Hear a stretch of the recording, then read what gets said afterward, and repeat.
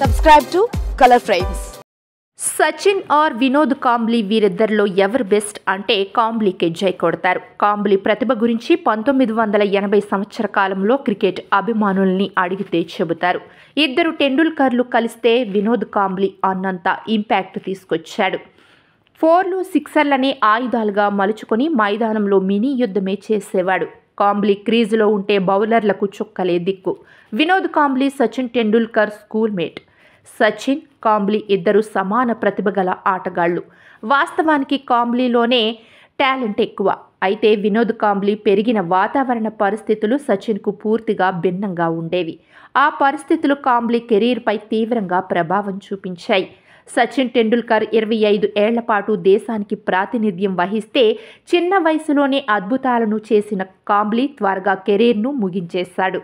ఇదిలా ఉండగా వినోద్ కాంబ్లీకి సంబంధించిన ఓ వీడియో సోషల్ మీడియాలో వైరల్ అవుతోంది.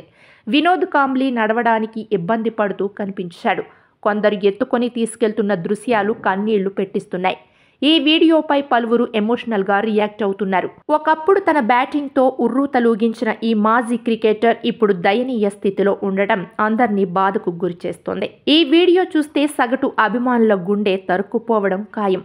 కాంబ్లీ గత కొంతకాలంగా అనారోగ్యంతో బాధపడుతున్నాడు. 2013లో వినోద్ కాంబ్లీకి గుండెపోటు వచ్చింది. అయితే ఓ పోలీస్ అధికారి సకాలంలో గుర్తించి అతడిని ఆసుపత్రిలో చేర్పించాడు. దాంతో వినోద్ కాంబ్లీ ప్రాణాలు దక్కాయి. కాంబ్లీ గుండె సంబంధిత వ్యాధితో పాటుగా డిప్రెషన్తో కూడా బాధపడుతున్నాడు.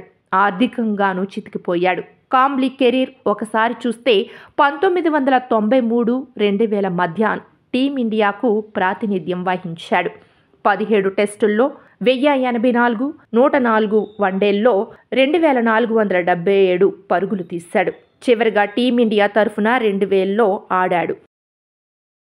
వీడియో మీకు నచ్చినట్లయితే ప్లీజ్ లైక్ చేయండి, షేర్ చేయండి, కామెంట్ చేయండి.